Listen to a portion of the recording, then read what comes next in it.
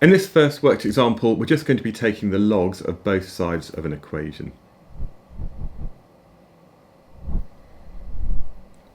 So for the first one, what we can say is that log A is equal to the log of B raised to the power of 3.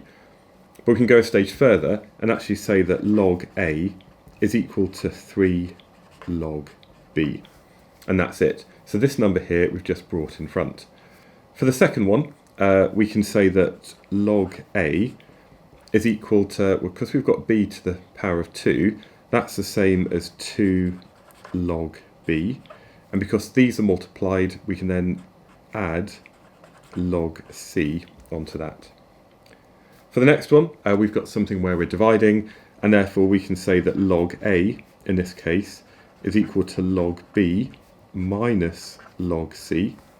And for the final one, we've got quite a lot to do, but we can do that in kind of one step.